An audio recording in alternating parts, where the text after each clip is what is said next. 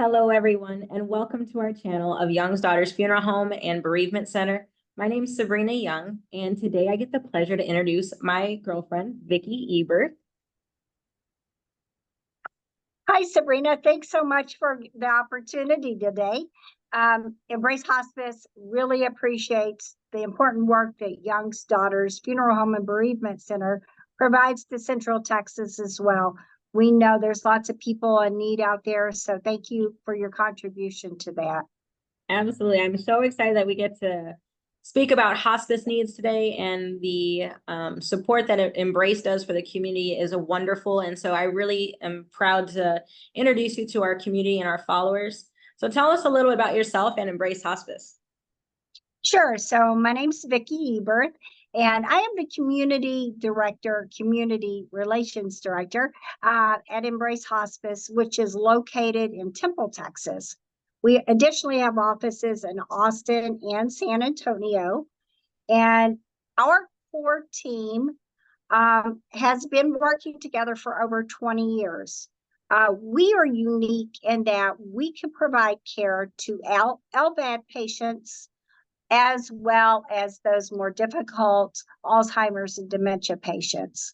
There are people out there that have heard rejects for care for one reason or another, and it's unfortunate, but we have the experience to do that, as well as, of course, caring for other advanced illnesses.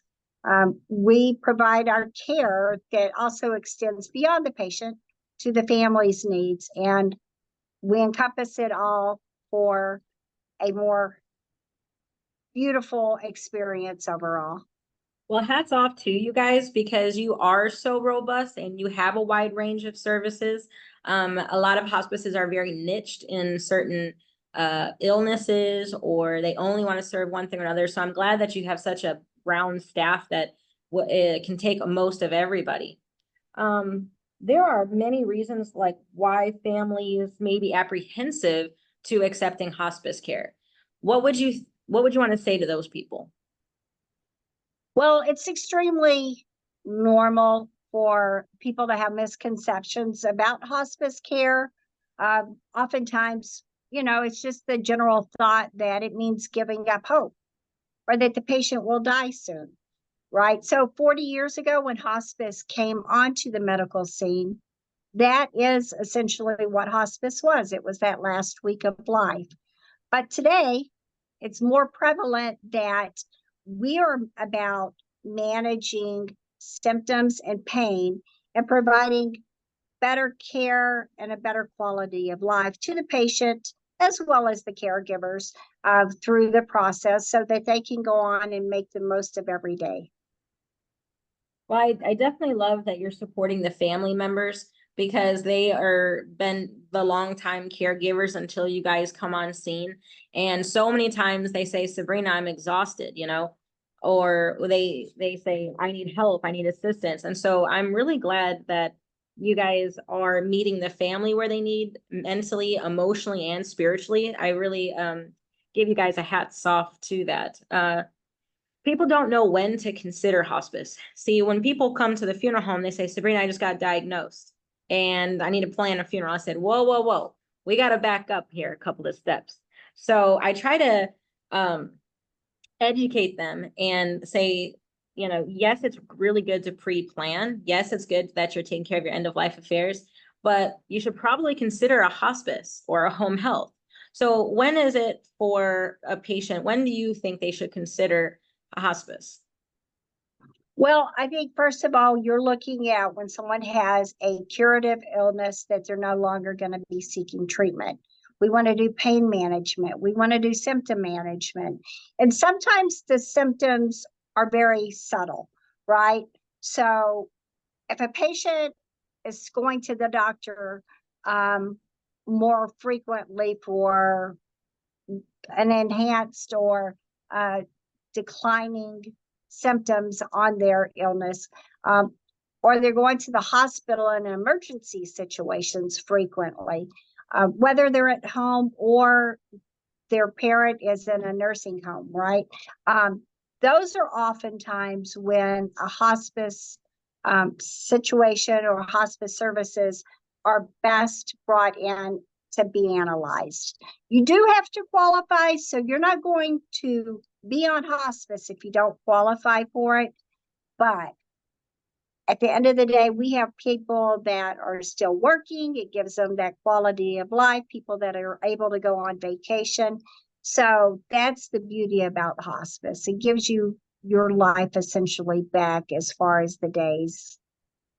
So as long as, as people need to understand that instead of going into a doctor's office, you now have a support team, a medical team. They are there for you in your home, at your residence, wherever that may be. It could be you're in a nursing home or an assisted living, or it could be, you're living with your children even, or, you're still in your own home and you want to stay there. So having your services so available to anyone and anywhere is tremendous that you guys can maneuver, where some hospices, they say, no, you have to be a facility bound, you have to be only private at home, and so there's a lot of non-flexibility with some companies. And so I think you guys are really rocking it out of the park when it comes to availability and the wide range of services.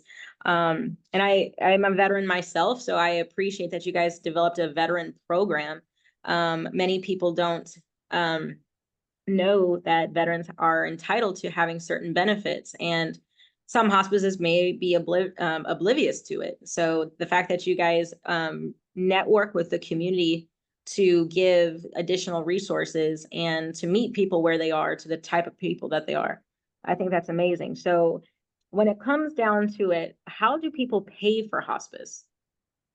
So part of our process when we sit down with the family initially to enroll someone is to find out, are they already on Medicare? Medicare typically will pick up the majority of cost on hospice. Sometimes it's Medicaid, sometimes it's private insurance, as well as private pay. One of the things I will say is that there's also life insurance benefits that sometimes people can tap into. So don't be afraid to call and let us help you discover those things. Hospice oftentimes picks up so much more financially than when a patient is perhaps like on home health services, right? It's just the way the insurance is designed, and everything from adult briefs to medications that go toward the illness. It can save the family so much financially. So when, just to make sure that they understand who is a part of your team, what do they expect with the type of people that will be meeting with the patient? Sure. So we have nurses that will come in a couple of times a week. You will have 24/7 access to those nurses. So, you're going to have a number where you're going to get a person. And that's what's important. If you have that phone call, and we all know, right, emergencies happen at 10:30 to 4 o'clock in the morning or on the weekends, holidays, right? You're going to have a person, not an answering service. As the needs increase, if you need more visits during the course of a week, the nurses will come out more often. Sometimes it's something completely unrelated. Maybe, an individual needs an antibiotic because they, got a virus of some sort, some kind of infection that they need an antibiotic for. The nurses are able to do that and keep people out of the emergency rooms as much. And that's really what our goal is, to keep them at home. Additionally, we have aides that can come in a couple of times a week and help people with their daily activities, be it showers or, different kind levels of care. And that takes a great burden off of the caregivers as well as the individuals. Sometimes a patient lives at home by themselves.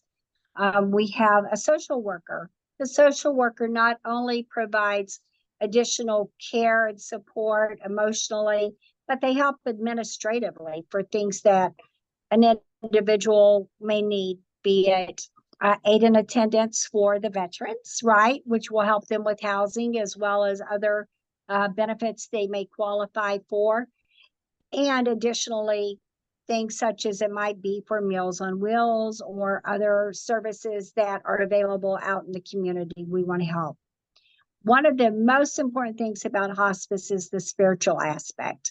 And we have a chaplain available. So whether it's he's calling on the phone to check with the caregiver or the patient themselves, or both, right? It's very important to know that that's available to you. You don't have to be someone that went to church every day or every week. It's a scary time, and the fear is often, the fear of the unknown is what really sometimes has a huge stress impact on people. So just talking to a third party who has that spiritual base can be very, very comforting to people. And that's, we enjoy people using that. Absolutely. Well, I'm glad that you have that spiritual connections, and even when people aren't that religious, I've met with your chaplains, and I can say these are some really good ones. They meet you where you are and where you want to go and what you want to accomplish as you're in your end of life. And I've even seen them officiate funeral services. They get so close with the patients over the time, and they feel honored to go ahead and perform those last ceremonies and rites. And so I really appreciate Embrace Hospice. I really welcome you guys all to the community, and as a friendship and partnership, you guys are doing some amazing things. So I want to make sure people can get a hold of you, Vickie. I'm going to tell everybody your phone number. So if you have any questions, or if you're considering hospice, or you want to ask questions because something might be altering in your life, her phone number is 254-284-0045. There are the 3 branches, and those of us that are in the Central Texas area, I definitely recommend getting with Vickie and getting your questions answered. If you are wanting to post questions down at the comment section, I will tag Miss Vickie with us, and she'll answer any question that I'm not able to answer. So thank you so much for being here and sharing with the community about your services, because many people have so many misconceptions about what hospice is, and so clearing the air and making sure end of life affairs are more on a positive note, and doesn't have to be a scary thing. But I'm really happy that you took the time to answer these questions for us. Thank you very much, Sabrina. All right, followers, please like, subscribe, and share this video. And thank you so much. Till our next video.